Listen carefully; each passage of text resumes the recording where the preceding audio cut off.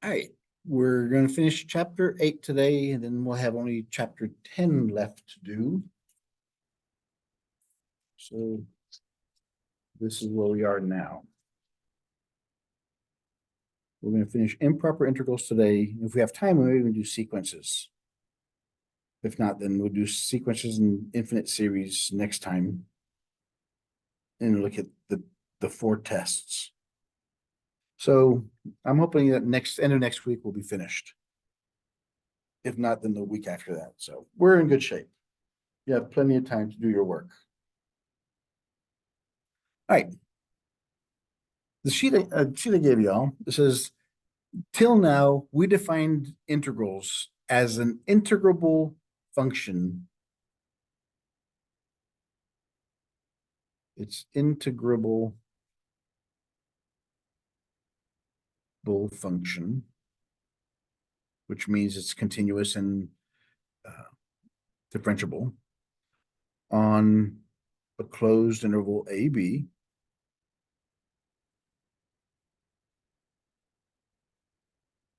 and whose integrand is finite on a, b, meaning it comes up with a value.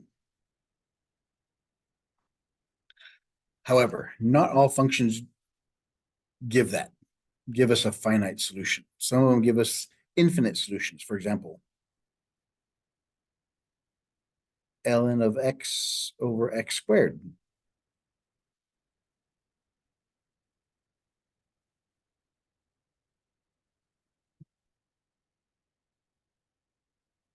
If we look at this function, the domain of this function is infinite. It's integrable, but we have to use some algebraic manipulations to do that. Another one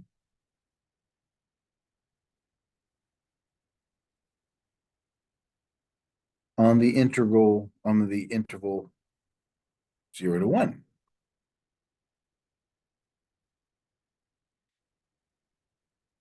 This one, as x goes to 0, you're infinitely close. It starts off it goes to 1, but as it gets closer to 0, this value gets smaller and smaller. It goes to infinity. So as this number gets smaller, this whole thing gets larger. So the range is infinite.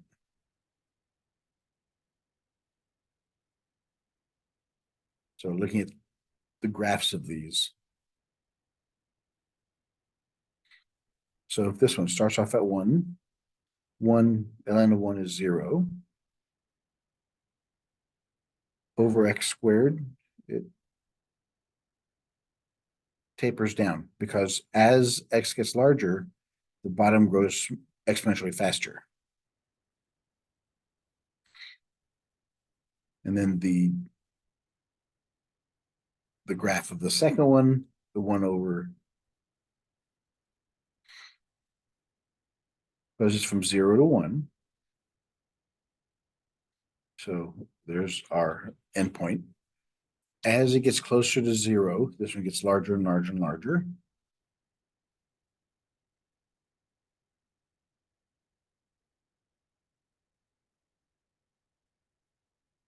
At 1, it's 1. So we're looking at this area here. We're looking at this area here. All right, so that's what we'll be looking at now for these functions. So let's look at, first off, let's look at the infinite limits of integration.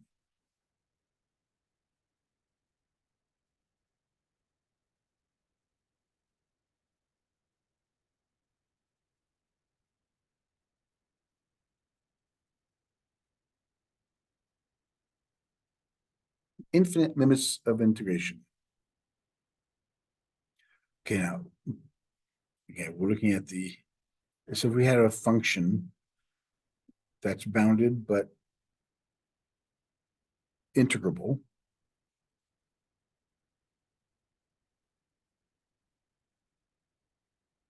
So from here to here, it goes on if it's infinite. But it goes on for infinity, but the area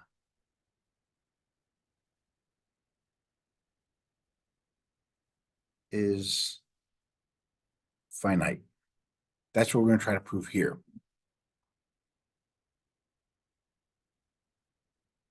So let's look at the area of the function from a to some value b. So it's infinity of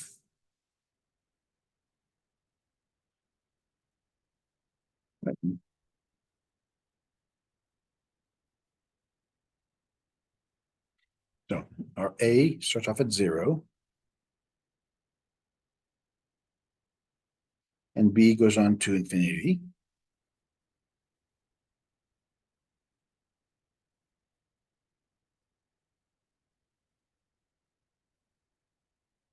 So the integral of this function is the derivative of that is 1 negative 1/2.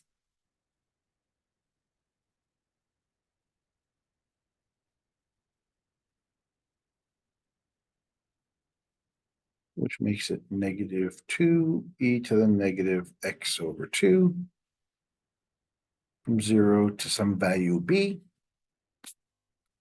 which is equal to negative 2e e to the power negative b over 2 minus e to the power 0.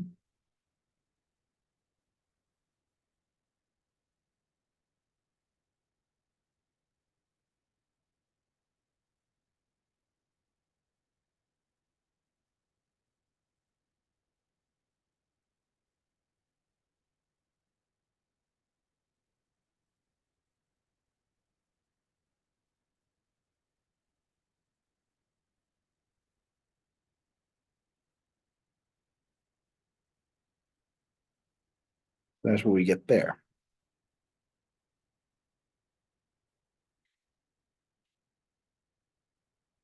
Let b be infinity. So we would go from 0 to infinity of our function, which would give us negative 2e next from 0 to infinity.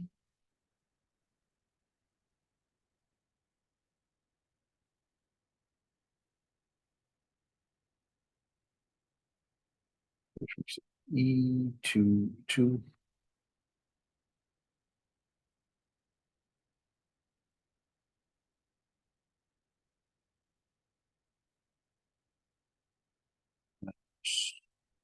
negative 2e to the power 0. Since this is a negative exponent, it goes down, this goes to 0. Plus 2 times 1 is equal to 2.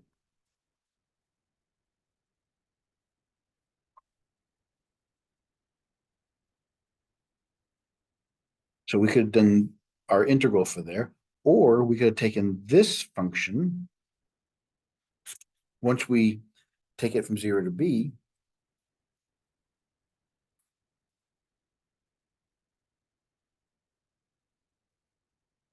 we can take the limit as b goes to infinity of this function.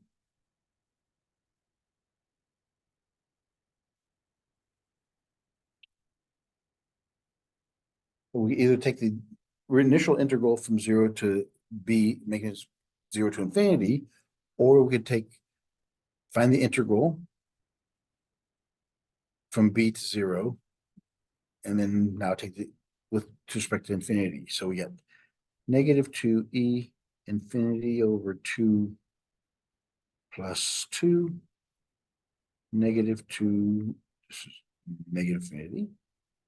So that goes to 0.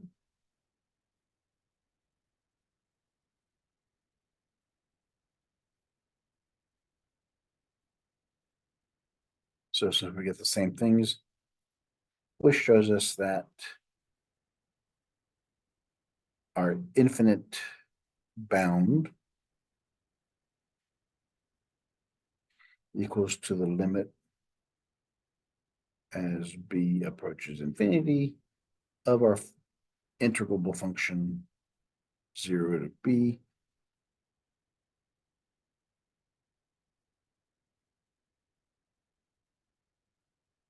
which both of those in our case was equal to 2.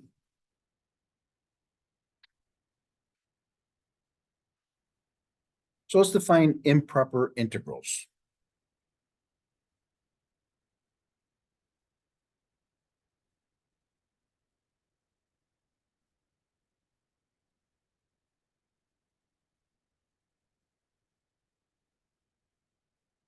Type 1.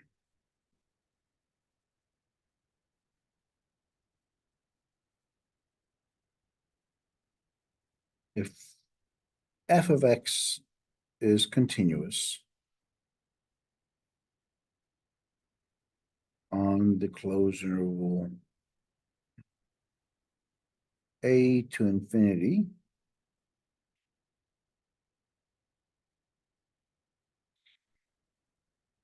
then our integral from a to infinity of our function is equal to, this is what we just saw,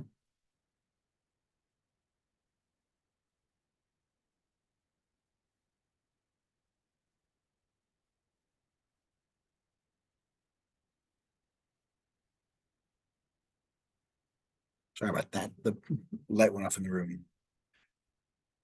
So this is what we just looked at a second ago. Actually, exactly what we did. Now, so that's if f is continuous on from a to infinity. In our case, we went from 0 to infinity. So, and again, next one, if f of x is continuous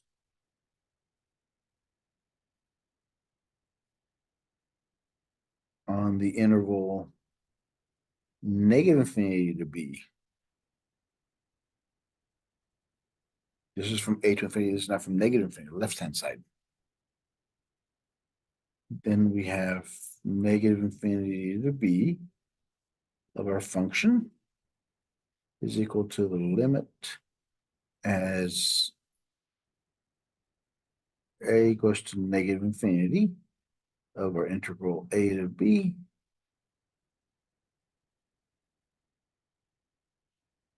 eventually they'll become the same thing. It's a limit from negative infinity to b. That's what that one says. And the last one, we're looking at continuous. Again, the function is continuous.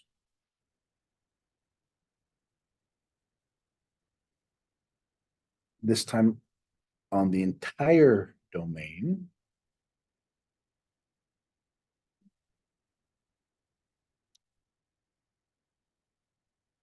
So if we're looking at from negative infinity to positive infinity, you can split them up to negative infinity to c,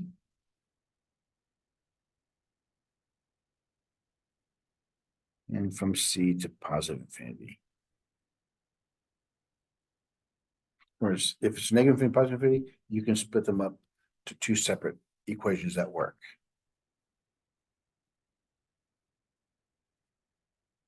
So those are the ones, examples that we're going to look at in this part. And we have terms for these things.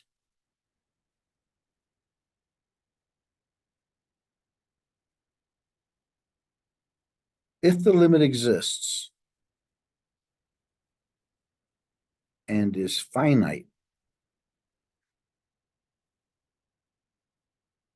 then we say the improper integral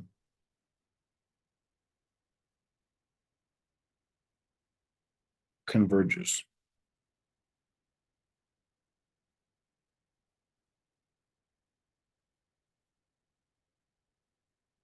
And the limit is the value of the improper integral.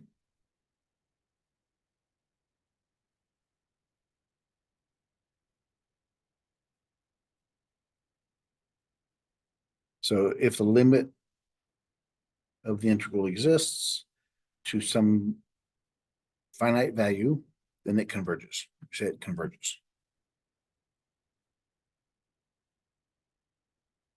If it doesn't,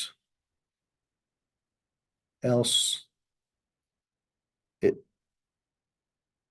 diverges.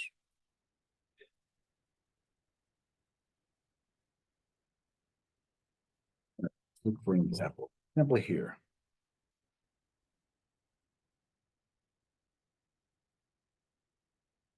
Example 1. So again, if the limit exists and it's finite, then the improper integral converges. If and the limit of that integral is the value, the answer of that improper integral. If it doesn't converge, it diverges. It's one or the other. Okay, example 1.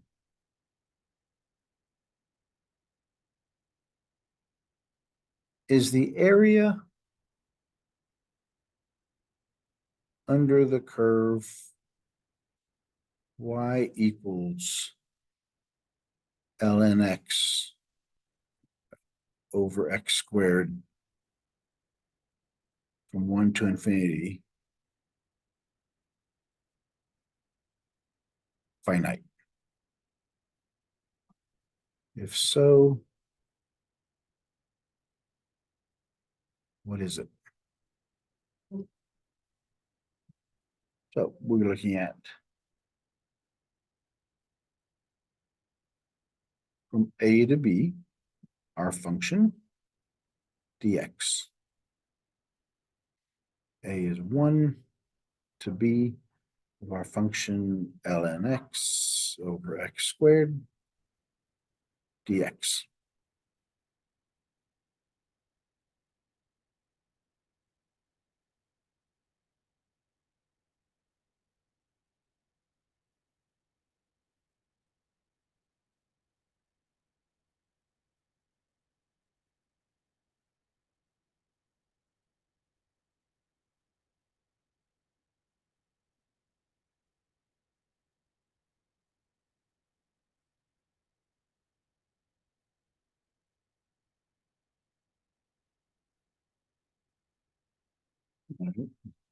So we can write that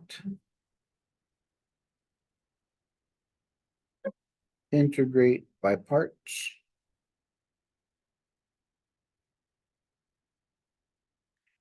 We let u equal our ln x and dv equals dx over x squared. So du is dx over x, and v is equal to -1 over x.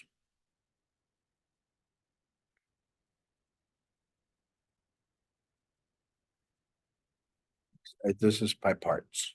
We take the u dv,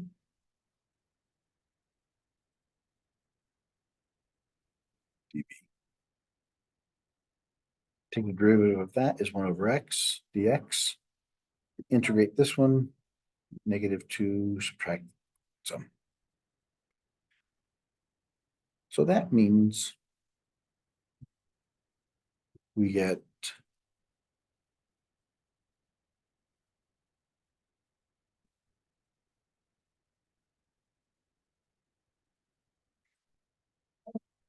uv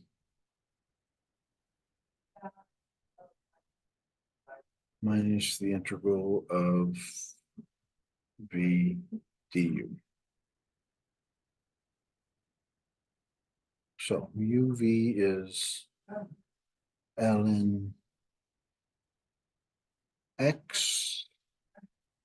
V is 1 over x. It's from 1 to b.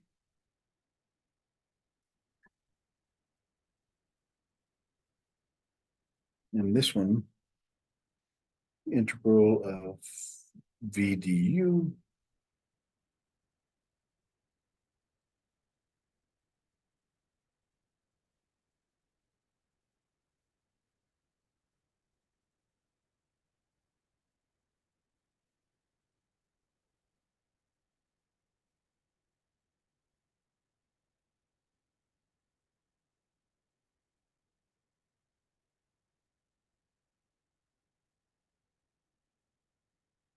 this is negative 1 over x squared.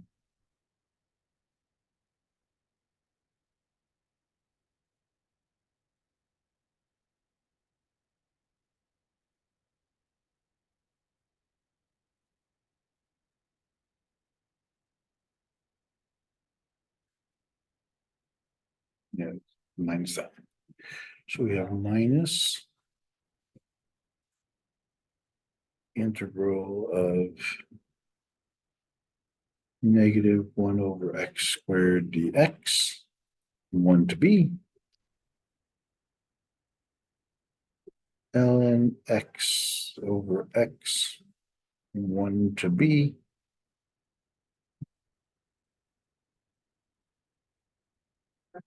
it'll be minus again, because that becomes a plus, but then when I do it again, it's going to be minus 1 over x.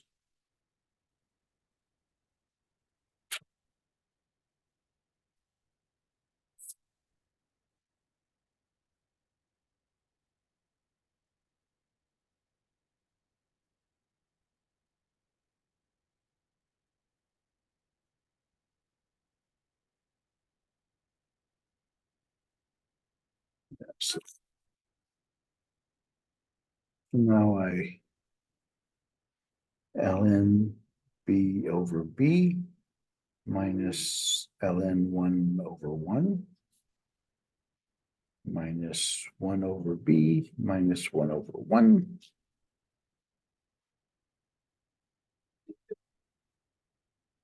Ln 1 is 0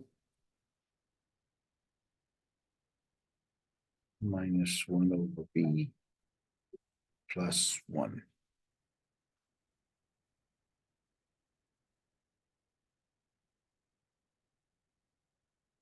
So this is what we got for the integral. Now we got to find the limit of the area as b approaches infinity.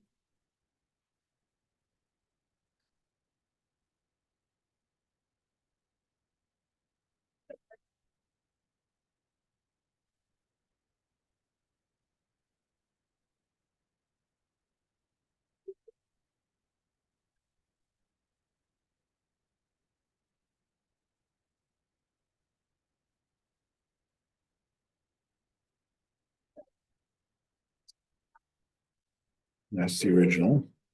So we find the limit as b approaches infinity of this equation.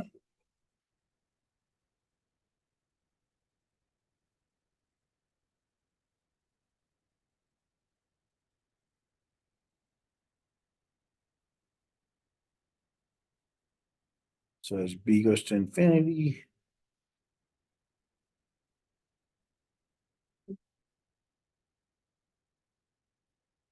limit of b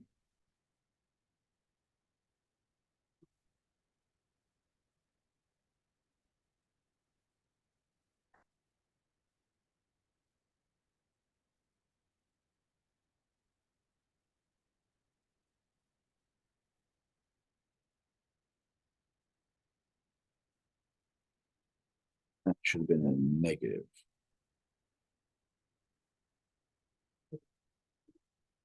That's a negative.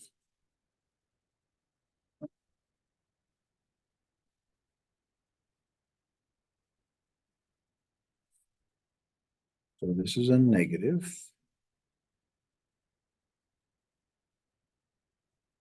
That becomes, so this is negative. This becomes a negative.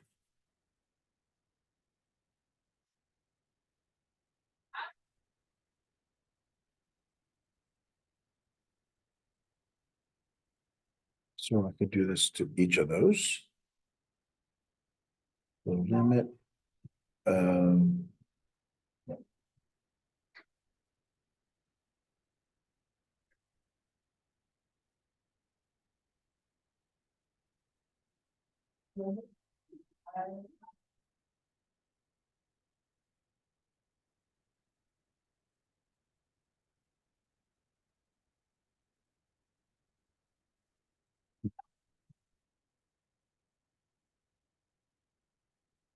ln b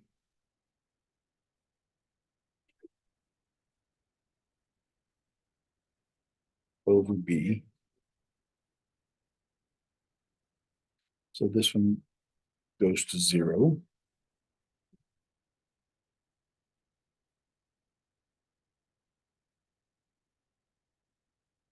This one goes to 0.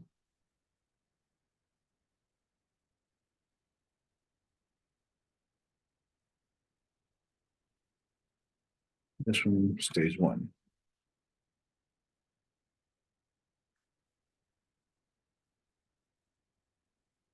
So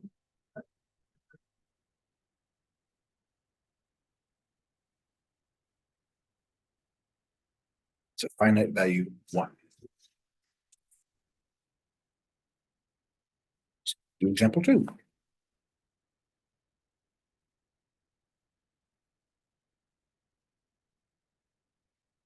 I hate when I forget a negative sign. So we go from negative infinity to positive infinity. This is type 1, part 3, type 3.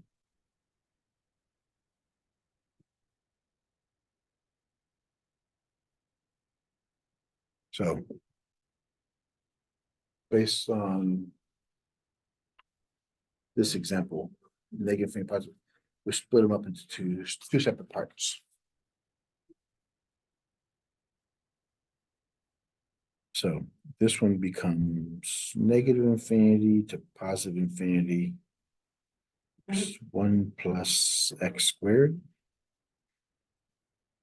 So it goes from negative infinity to 0.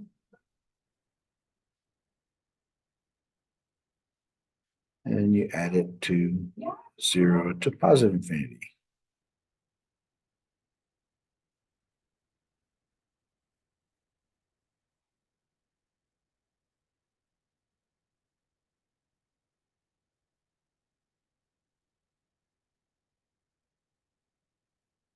Let's look at this one first.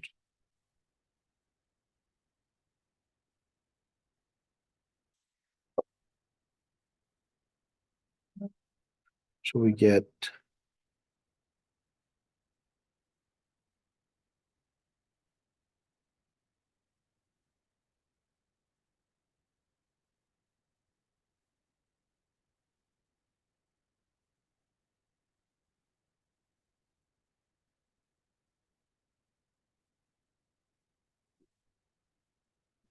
already, I think I put it in A. So we can rewrite that one as the limit of the integral from A to 0, where A goes to negative infinity.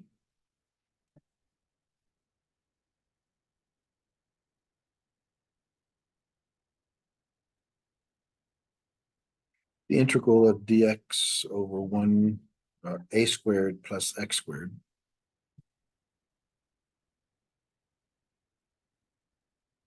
That equals the inverse tangent.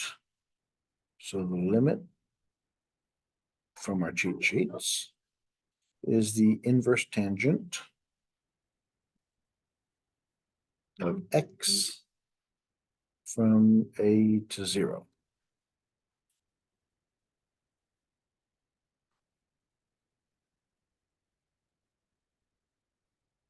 Let's put it out here. So it's the limit as a approaches negative infinity of tangent 0 minus tangent A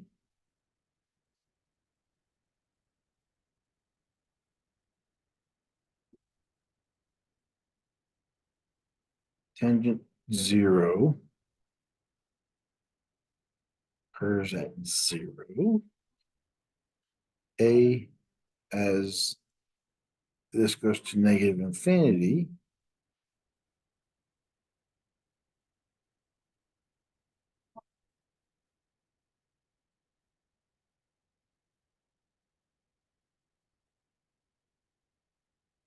Okay, so if we look at the graph,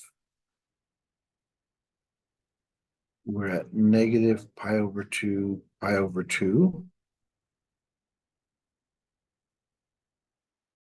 So this goes to negative infinity, this goes to positive infinity. So as the inverse tangent goes to negative infinity, the angle is at negative pi over 2.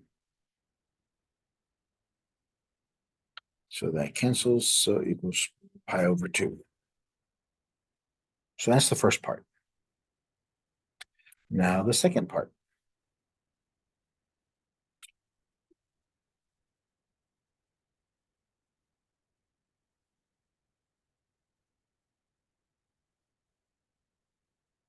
So we have from 0 to infinity.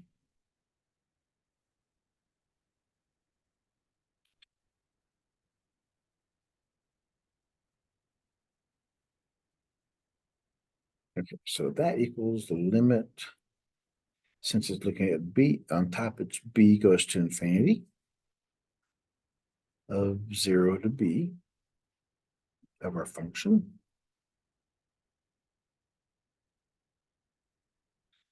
So we have limit as b goes to infinity. And this one becomes the inverse tangent from 0 to b.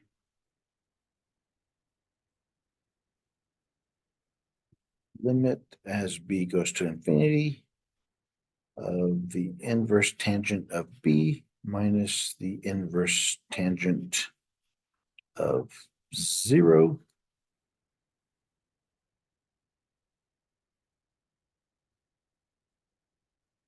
So inverse tangent goes to infinity when it's pi over 2 and times 0. That's the value for part B. So from negative infinity to positive infinity of our function equals pi over 2 plus pi over 2, which is 2 pi over 2, which is pi.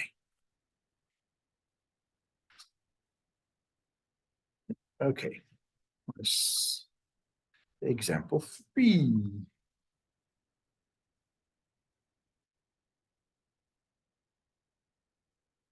You just got to use the properties that were mentioned.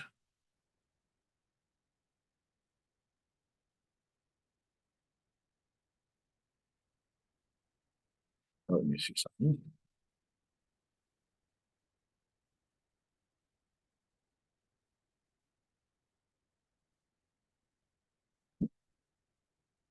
So what does it say?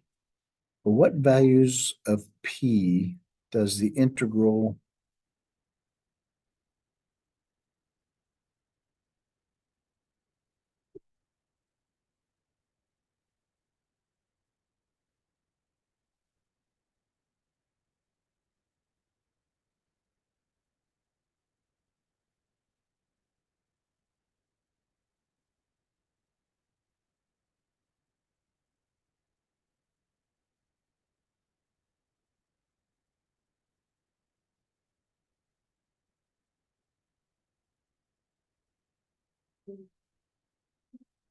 when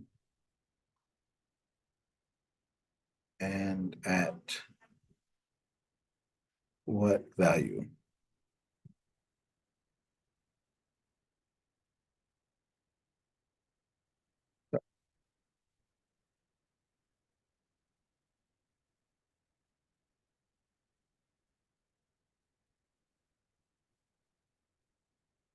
Well, we know that.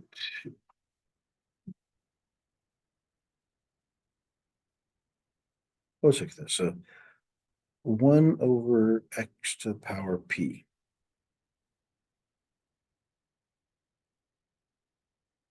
We have, if p is greater than 1, if p is equal to 0, if p is less than 1. Let's look at those three. So if p is greater than 1 and converges, because the bottom gets bigger and it converges to 0. When x is 0, or p is 0, does it converge?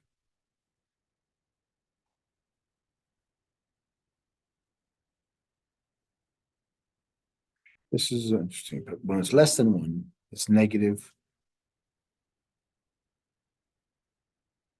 It diverges because it goes on top, it goes to infinity.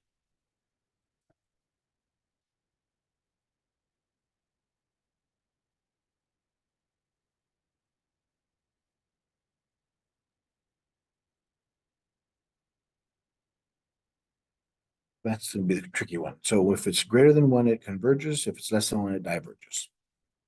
And it goes to infinity. Let's look at, we have from 1 to infinity, dx x to the power p. The integral is x to the negative p plus 1 over negative p plus 1.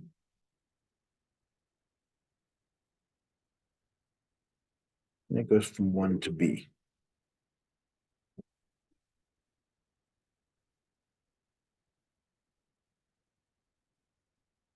So b equals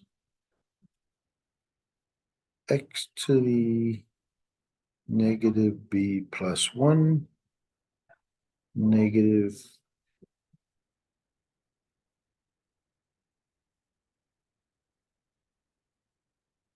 no, I'm sorry, b is the x, this is p, so it's b negative p plus 1 minus 1 negative p plus 1 negative p plus 1. So p cannot equal 1 in this case because we have undefined denominator.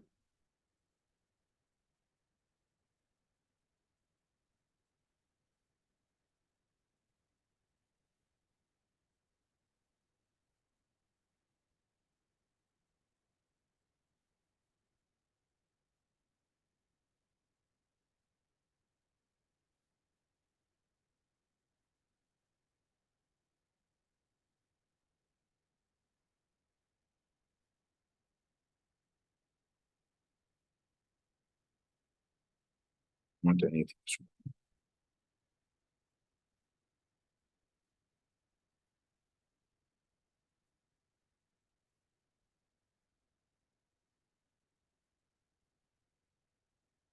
So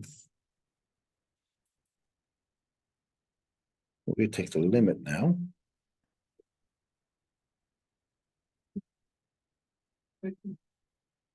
As b goes to infinity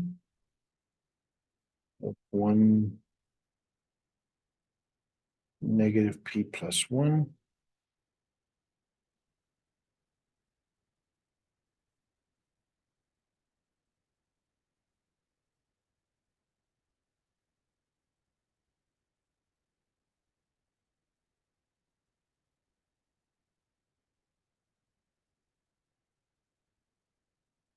so as b goes to infinity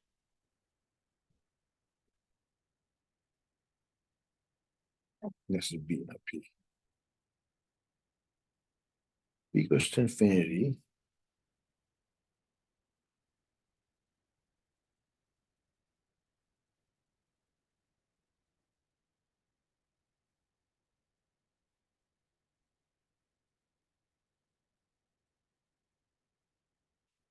Okay, as B goes to infinity, this one goes to,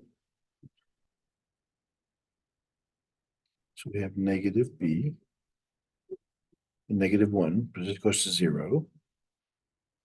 So it equals -1/-P+1, which is 1/-1 plus P minus 1.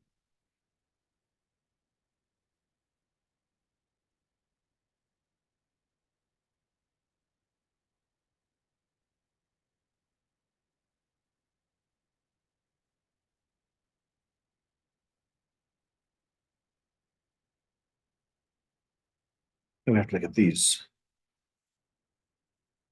So if P is bigger than 1, we get 1/P minus 1. If P is less than 1,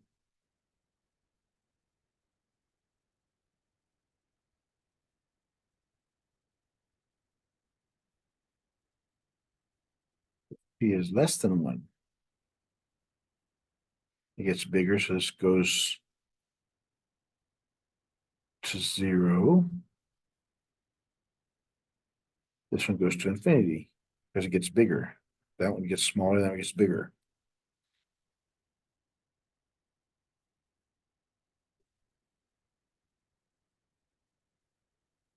So it converges if P is greater than 1 and diverges if P is less than 1.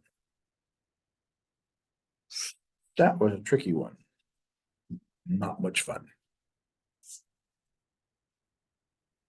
Yeah, because we have to look at what happens to P if it's greater than or less than 1.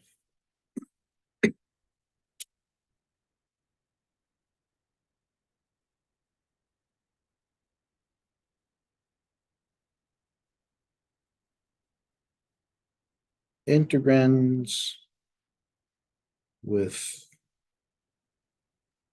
vertical asymptotes.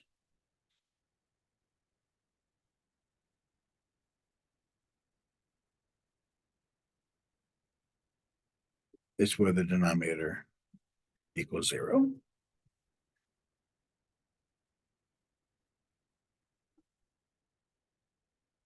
We'll look at these called infinite discontinuities.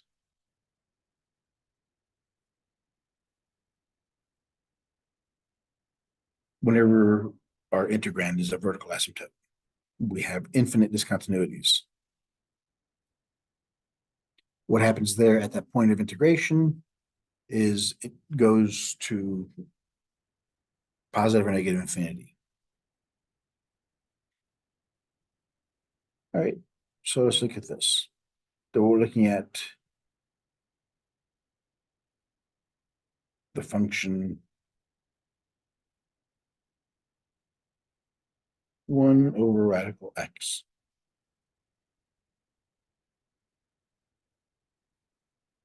From 0 to 1.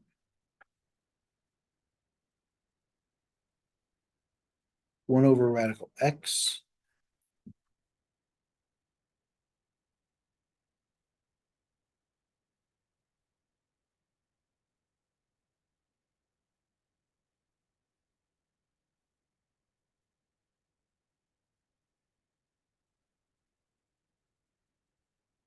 because radical x, the graph looks like this, but if it's now on the bottom, it's a decreasing function. So as x gets bigger, it gets larger. Now since it's in the bottom, it gets smaller. So let's look at this area. since it never reaches zero, so we'll pick a value A here, the lower bound A. So what we have here is from A to 1, we have dx over radical x, which is x to the power negative 1/2.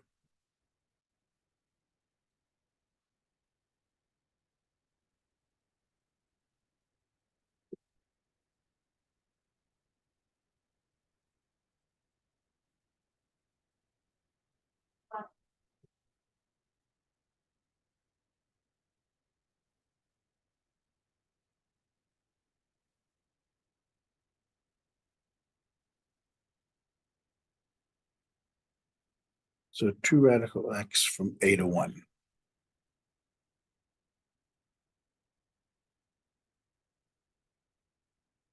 2 minus 2 .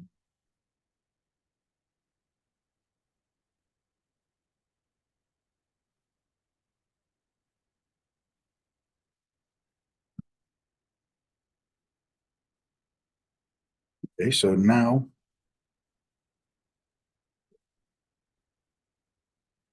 find the limit as A goes to 0. Because we know it is at 1, we just have to see what happens when it gets closer to 0. That's our lower bound from the right. So we take the limit as A approaches 0 from the right of our integral A to 1 equals the limit as A approaches 0 from the right of this equation we just found. As A approaches 0 equals 2.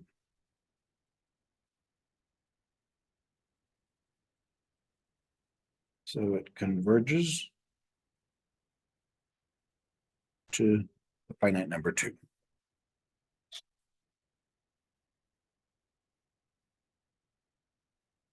All right, so those are what we're using were type 1 equations. Now let's look at improper integrals of type 2.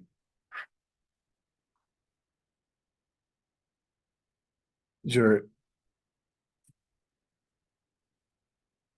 integrals of functions that become infinite at a point within the interval of integration.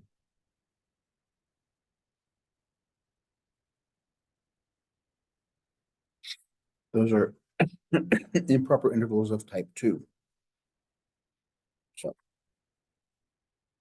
if f of x is continuous on the closed interval AB,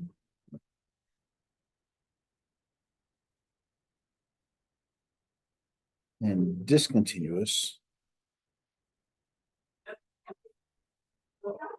at A, that's why we can't use it.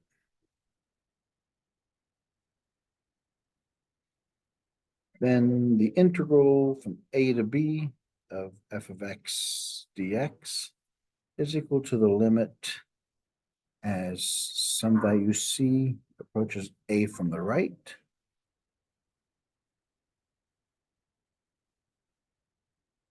dx. So that's the first, because now we're looking at it from the, since A is on the left side, we have to approach A from the right hand side. If f of x is continuous on closed A open B and discontinuous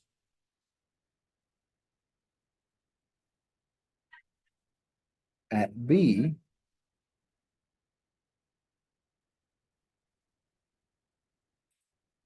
then we have a to b of our function is equal to the limit as c approaches b from the left, a to c f of x dx. Part 3. If f of x is discontinuous at some value c,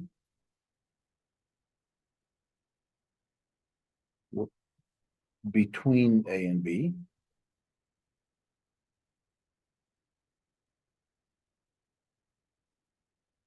and continuous on the interval a to c union c to b,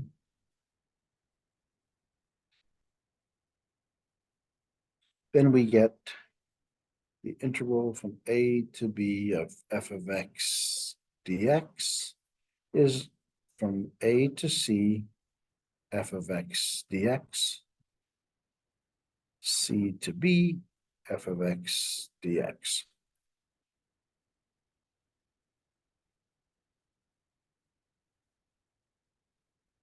So, Dave's method.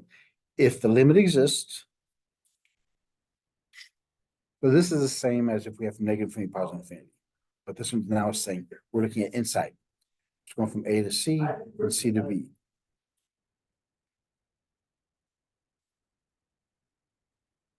Same as last time. If the limit exists and is finite, then it converges. Else, it diverges.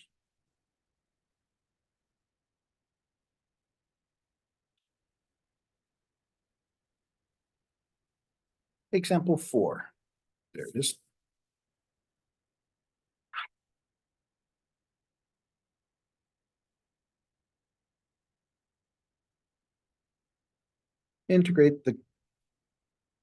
Investigate the convergence of from 0 to 1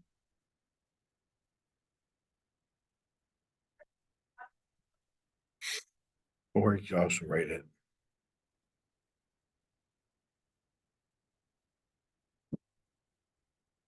Okay, here.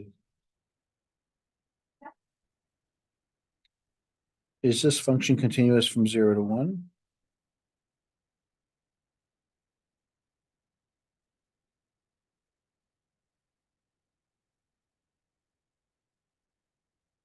If x 0, we have 1 over 1, which is 1. F is 1, we get 1 over 0. So we are looking at that integral. Because it's discontinuous at 1. So we have to look at as x approaches 1 from the left.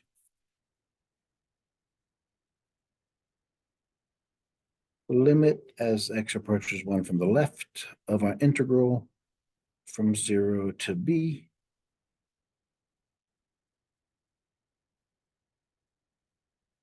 equal to the limit as b approaches 1 to the left, no, not b. We're doing it b. The integral of 1 over minus x is negative ln x.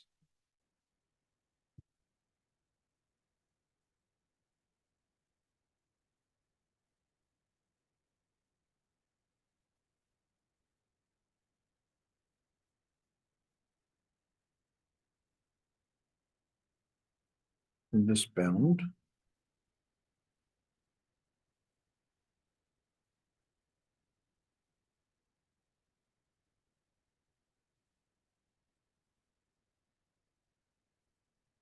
So x approaches -1. So we have 1 over u. The u is -1. So it has to be a negative. Ln u, which is 1 minus x from 0 to b. U is 1 minus x, yeah, so it's ln u.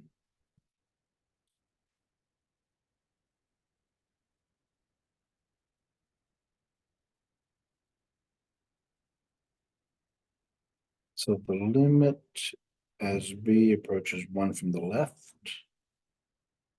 this becomes the ln 1 minus b minus ln 1 minus 0.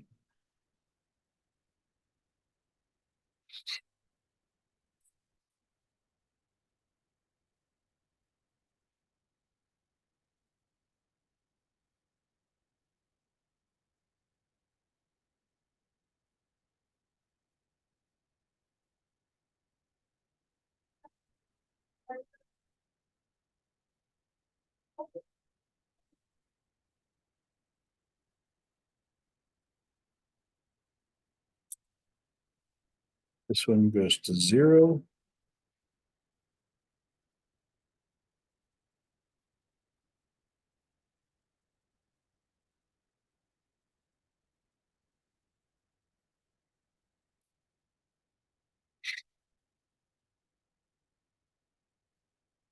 One minus as b goes to 1 from left.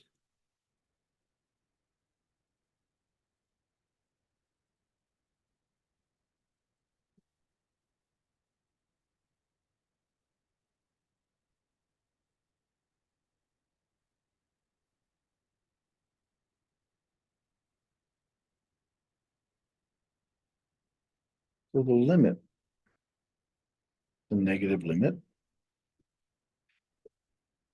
of the natural log function as b approaches 1 from the left.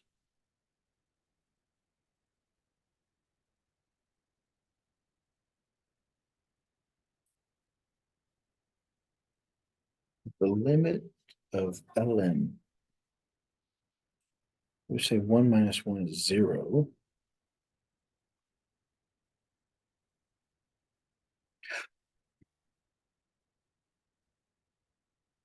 As it's negative, so it goes on the bottom.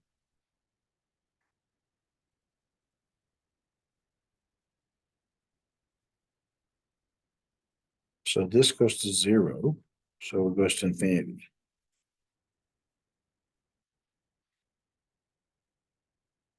So it diverges. Yeah, but this negative exponent for ln functions. So it makes it 1 over that. Then it goes to 0. 1 over 0 is infinity. Oh, I knew I'd see it.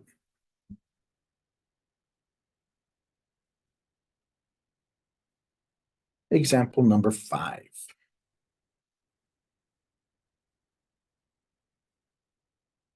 Evaluate from 0 to 3 dx x minus 1 to the power 2/3.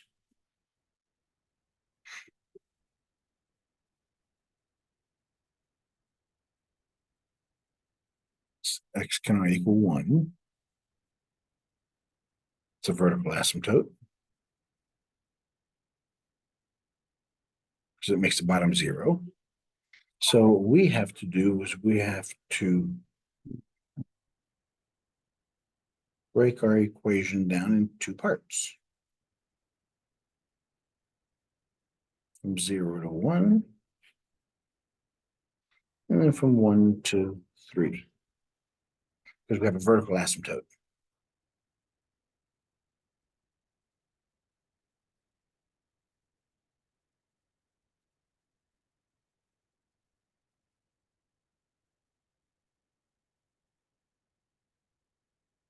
So let's look at the first one.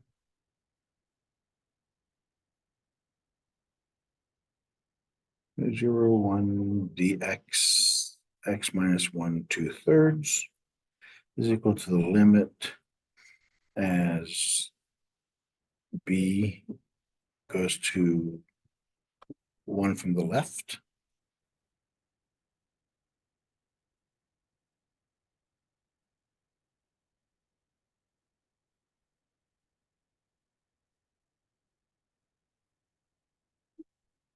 Because, yeah, it's going from 0 to b, from a to b, from a to b.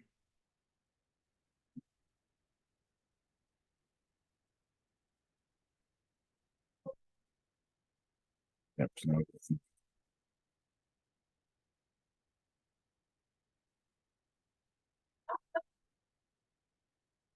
so we have the limit as b approaches 1 from the left. The integral of this one is x minus 1 to the -2/3 plus 1, -2/3 plus 1.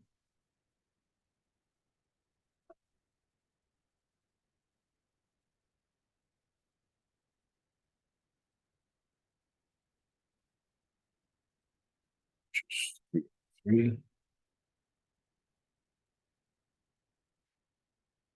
The limit as b approaches 1 from the left. We have x minus 1 to the 1/3, 1/3.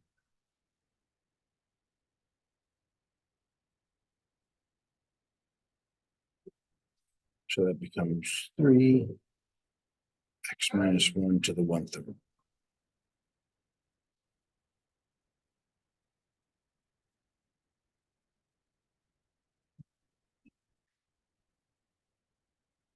Now I've got to do this first. The limit as b approaches 1 from the left of 3, b minus 1, 1/3, minus 3, 1, 0, minus 1, 1/3.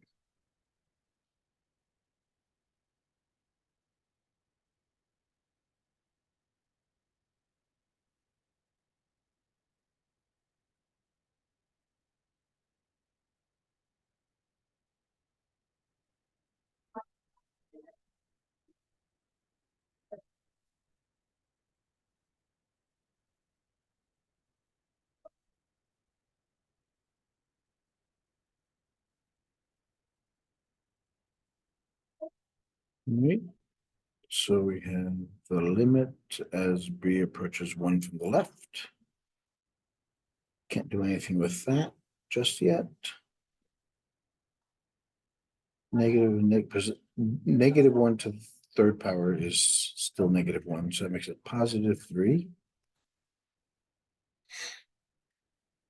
As we go to 1, so that becomes 1. So it becomes 0 plus 3 equals 3.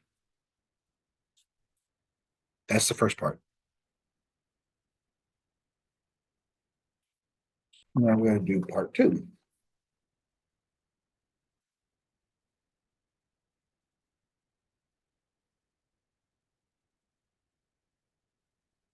Part 2 dealt with from 1 to 3.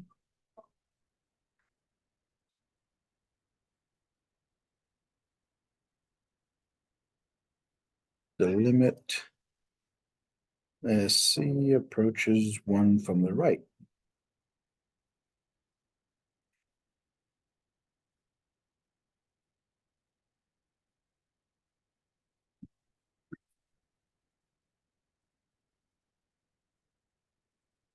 I'll make it a to 3. dx 1 x minus 1 to the power 2/3. We'll get the same integral. limit from A to the right. We get 3x minus 1 to the power of 1/3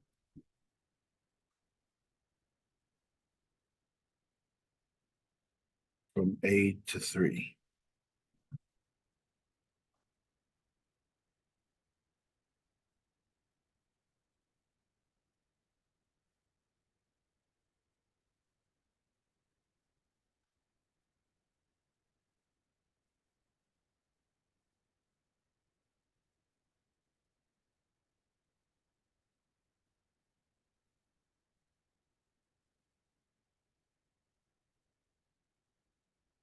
That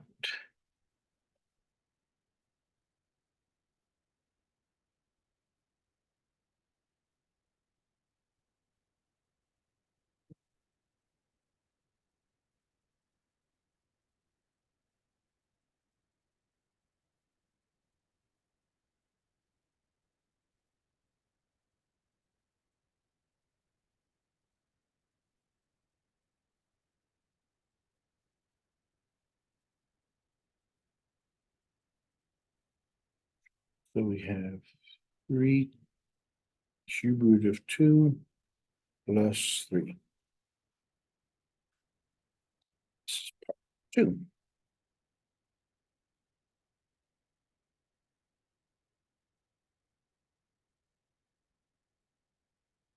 So put the parts together. X minus 1 to the 2/3.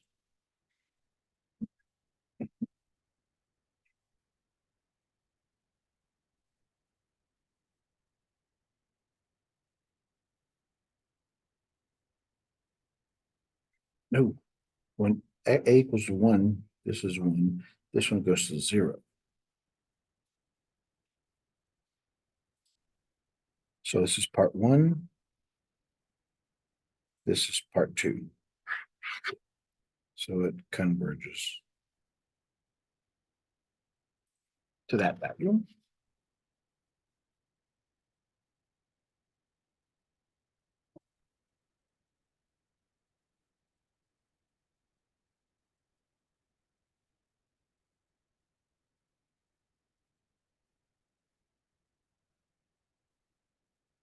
Now, the next part deals with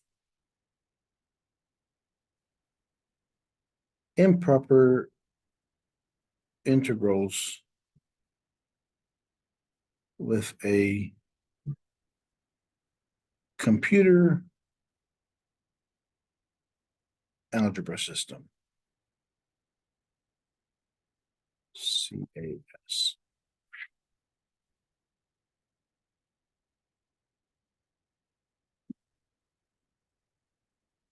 Here we're going to look at when we can't evaluate whether an improper integral is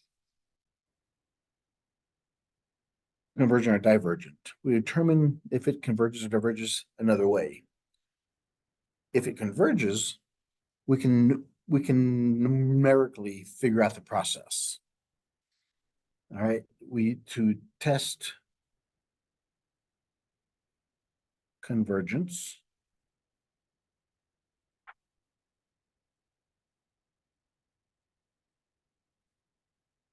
we can use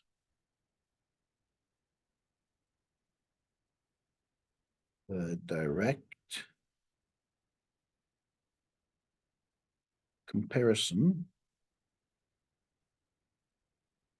test and the limit comparison test.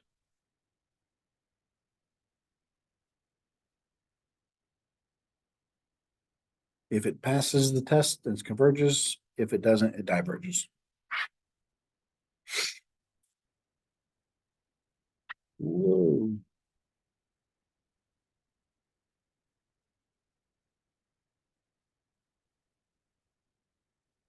Example 6. Does this integral converge from 1 to infinity e to the power negative x squared dx?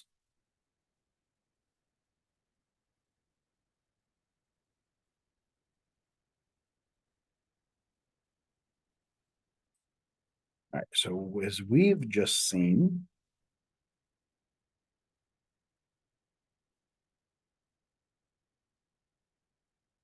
we can use the limit.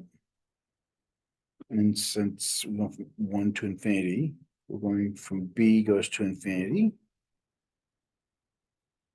from 1 to b.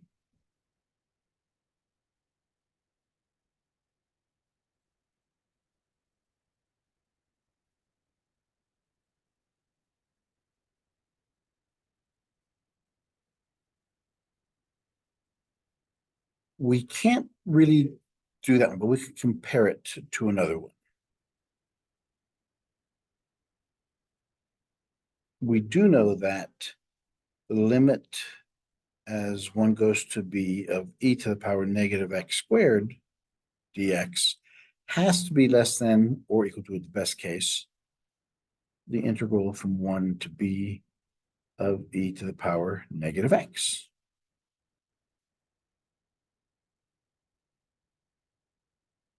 And that one becomes e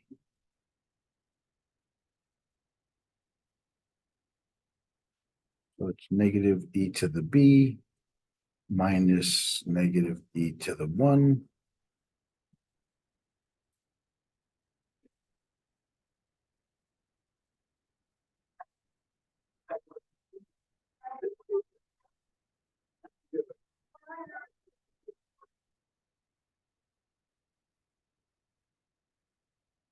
So because this is a negative exponent squared, it makes this one a lot smaller than this one. It's just negative exponent.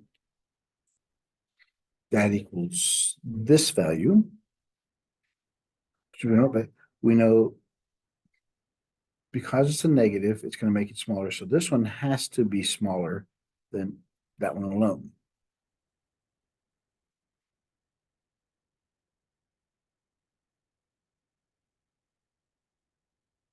So we know that.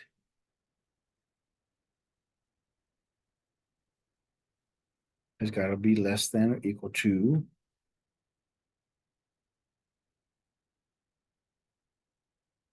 and that one's got to be less than, which is equal to approximately 0.3679.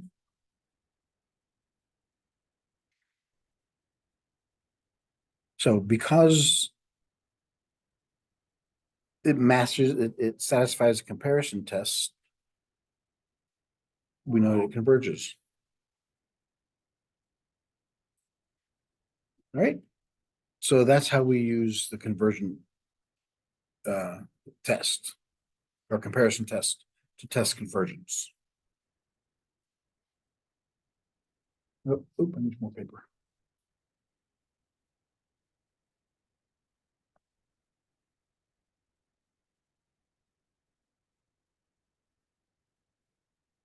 Theorem 2. Direct comparison test.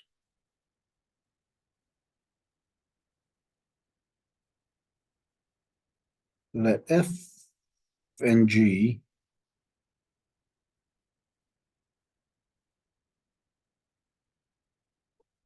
be continuous on the interval a to infinity with f of x is less than g of x for all x greater than a. So if that's true, then we know the following by this theorem. If a goes to infinity, g of x dx converges,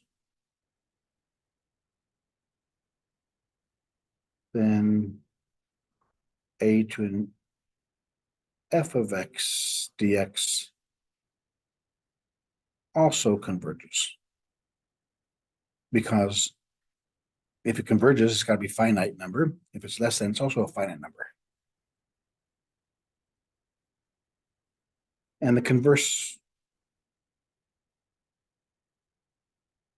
if g of x dx diverges,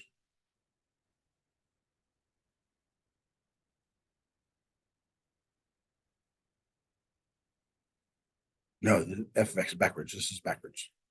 If the smaller function diverges, then the larger function g of x diverges. So if the smaller function if the larger function converges, so there's a smaller. But if the smaller one diverges, the larger one has to. Because if the smaller one is less than goes to infinity, this one has to go since it's larger.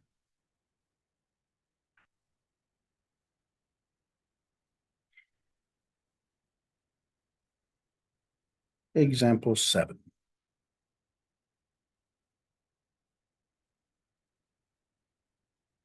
A.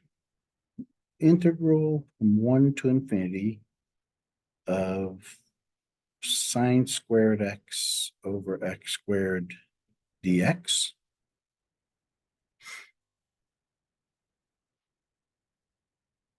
We know this one converges because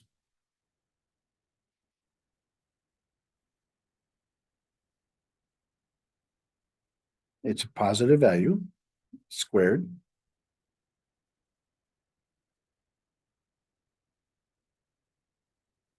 It's got to be less than equal to, because the limit of sine, it's from -1 to 1. So at all cases, it's going to be less than or equal to 1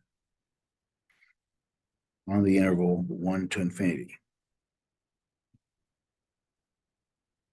So what do we know about this one? Since this is f of x less than g of x, so since that goes to 1 to infinity, 1 over x squared dx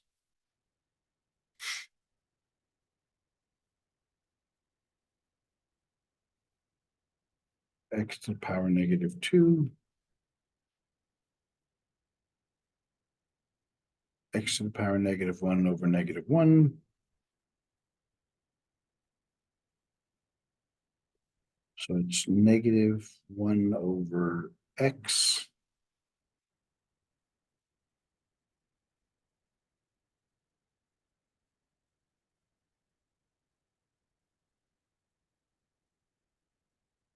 so it diverges or converges, because this one goes to 0, this one goes to 1, so it converges. Since this one converges, this one has to converge.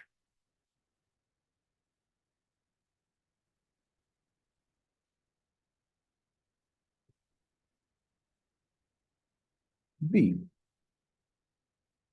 1 goes to infinity of 1 radical x squared minus 0.1 dx. This one diverges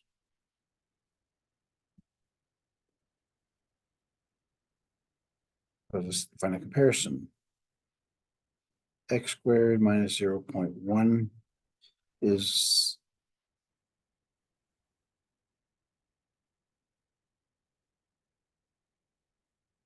greater than 1 over x.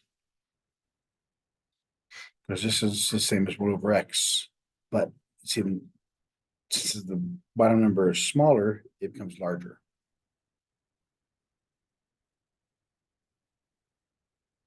on that interval. And so what do we know about 1 over x?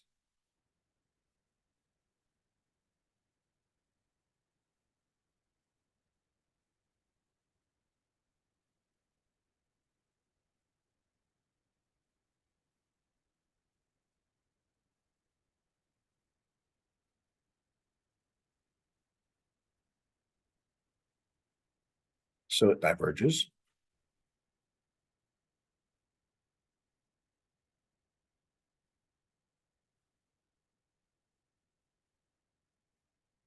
So since the larger one since the smaller one diverges, so does the larger one.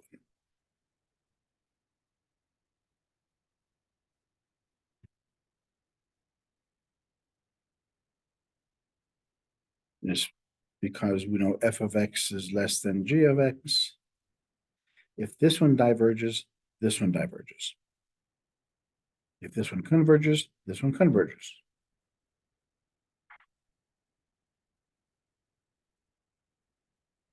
From 0 to pi over 2 cosine x radical x dx.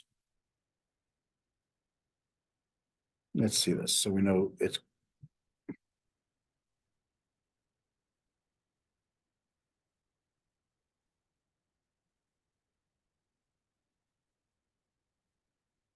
cosine of 0 is 1, pi over 2 is 0.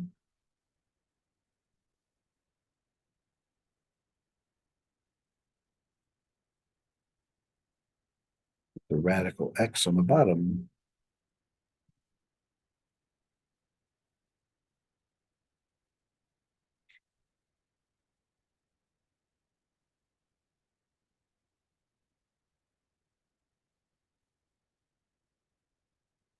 same as we did earlier.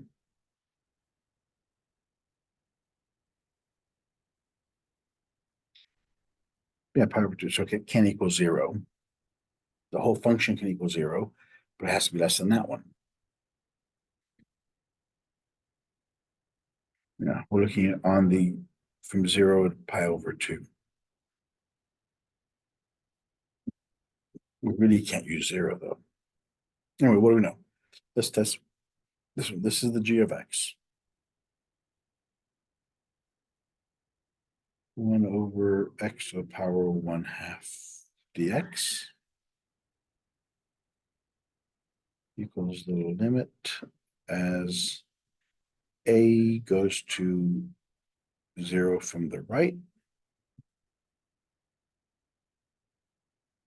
Yeah, from the right. We have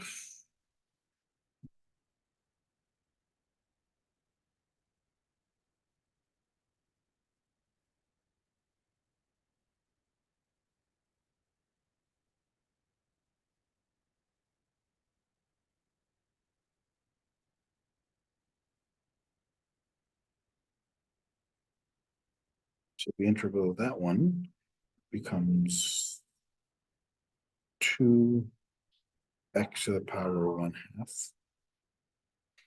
Used to be that.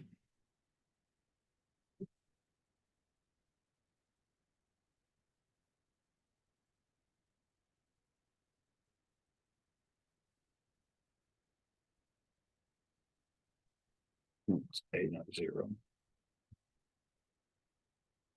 So what we have here is the limit. So we have 2 radical x from a pi over 2.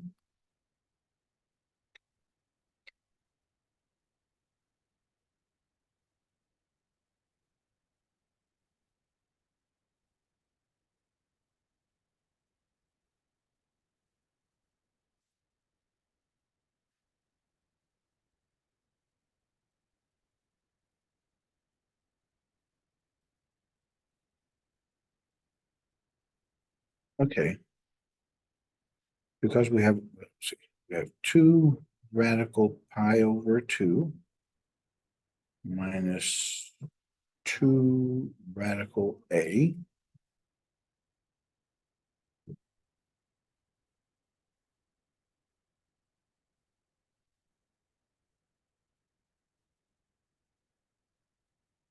So this 2 came from square root of 4.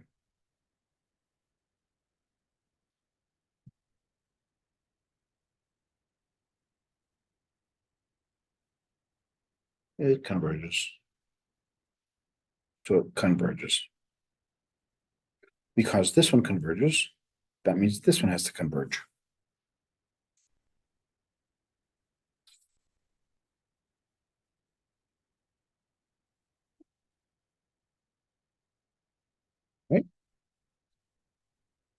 And theorem 3. The limit comparison test.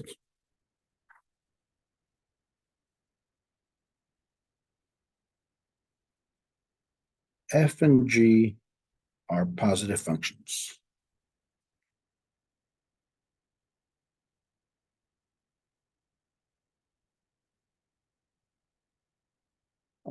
Closed interval or on the interval a to infinity. And if the limit as a approaches infinity of f of x, g of x equals some limit, where limit is some finite number, then the integral of f of x and the integral g of x are either both convergent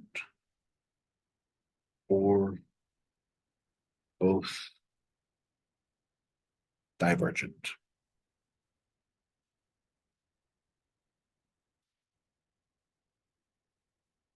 So f of x and g of x are positive functions that are continuous on the interval.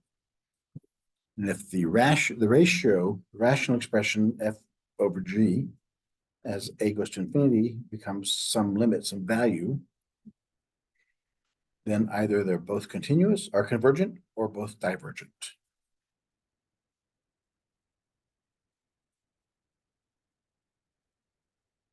Example 8.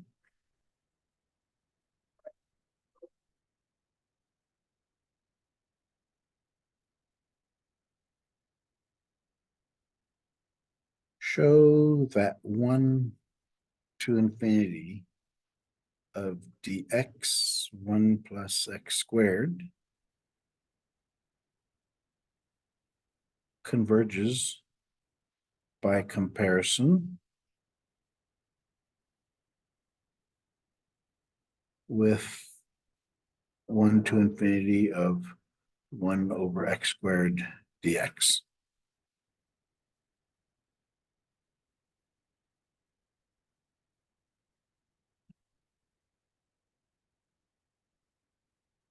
So first, f of x is equal to 1 over x squared. G of x is 1 over 1 plus x squared.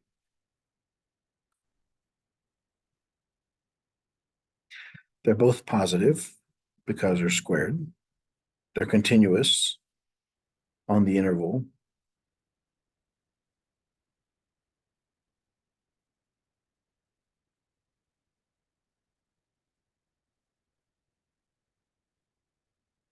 We can't use 0, so we use 1.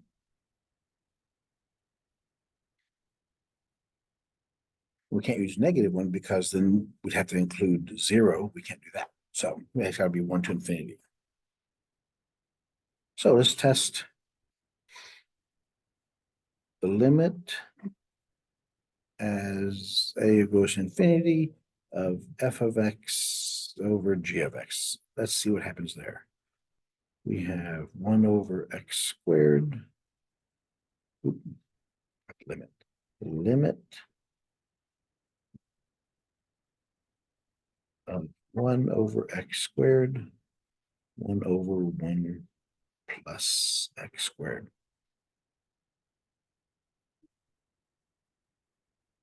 Limit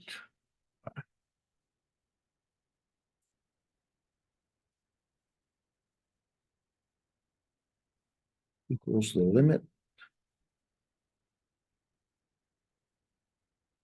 1 over x squared, 1 over 1 plus x squared.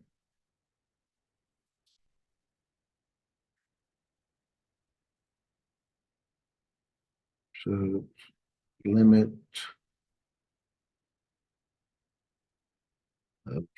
take the top, leave it alone, multiply by the flip of the bottom.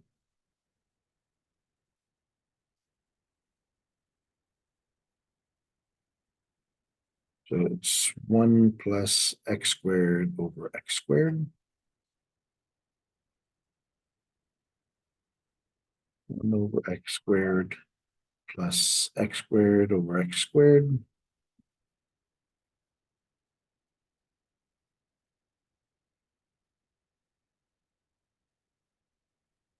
It's x then. So as x goes to infinity, we have 1 over x squared.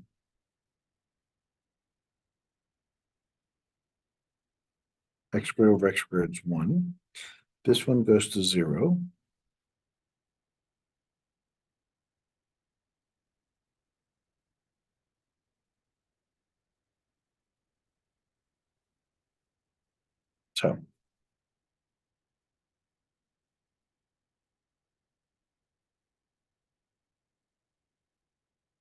So it's finite. So we have this. So that satisfies it from our previous theorem. So from 1 to infinity, dx 1 plus x squared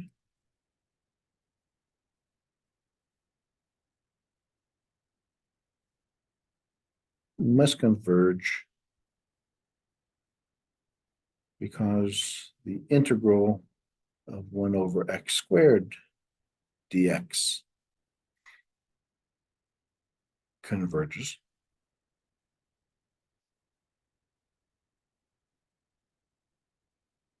Let's prove this. So we have 1 to infinity of 1 over x squared dx.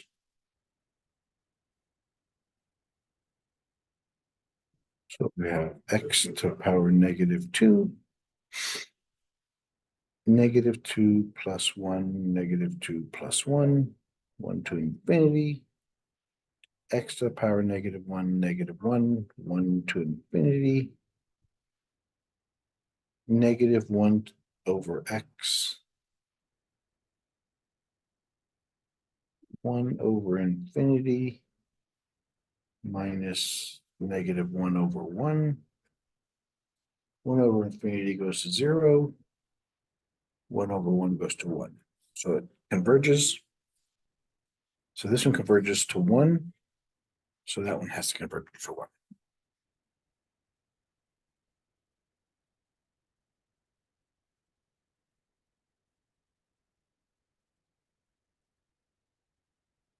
So that one, so this one has to converge.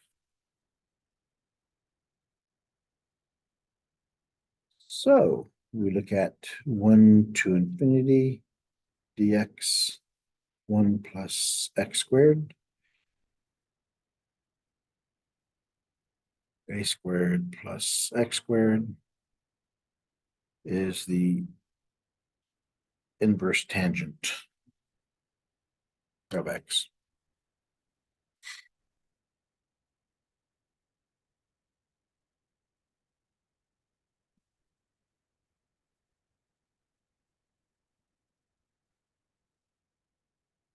So as b goes to infinity, we have the integral of 1 to b of dx 1 plus x squared.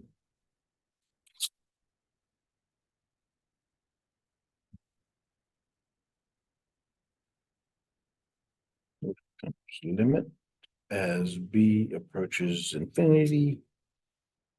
The integral of this one is tangent of x from 1 to b. Limit as b goes to infinity. Tangent of b minus inverse tangent of 1.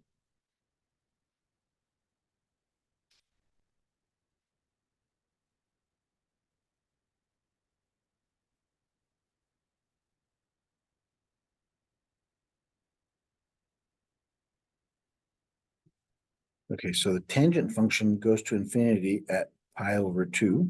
Remember, it's from negative pi over 2 to pi over 2. Tangent is 1 at pi over 4. So we have 2 pi over 4 minus 1 pi over 4 equals pi over 4.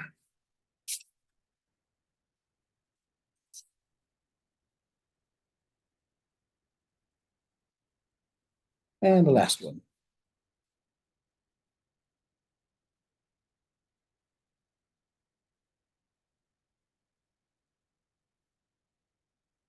So this is example 9. Investigate the convergence of 1 minus e to the power negative x over x dx.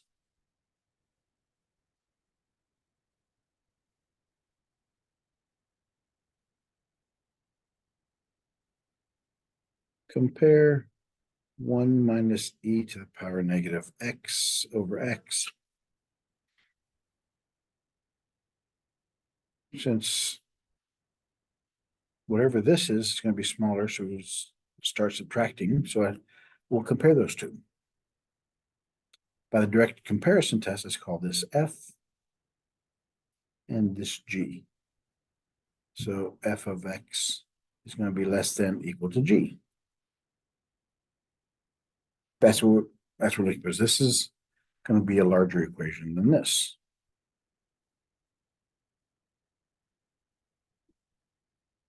So we look at the limit as x approaches infinity of f of x over g of x.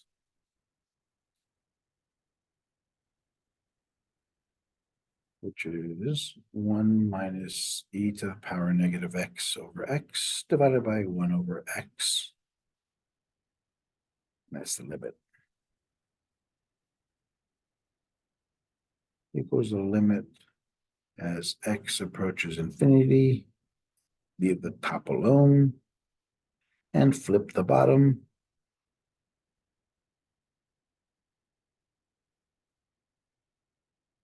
So we have the limit as x approaches infinity.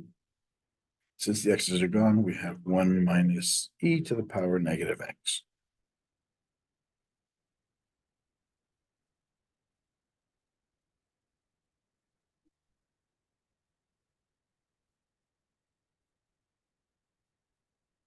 As x goes to infinity,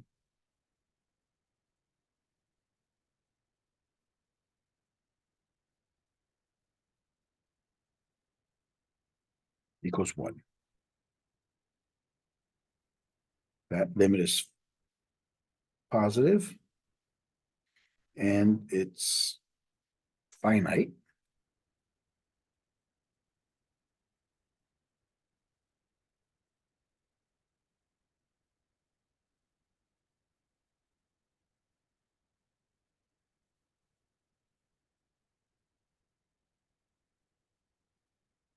So let's check out 1 to infinity of dx over x. Let's check out the g of x.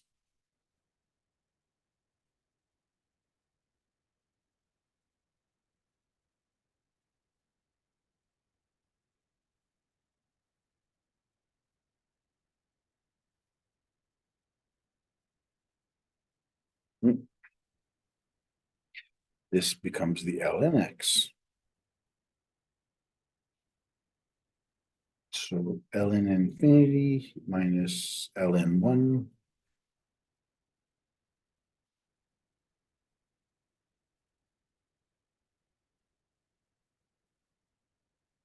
since that one diverges, so does the f of x function.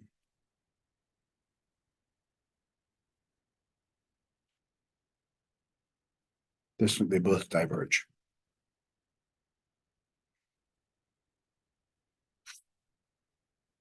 All right. That does it for that section. That does it for chapter 8.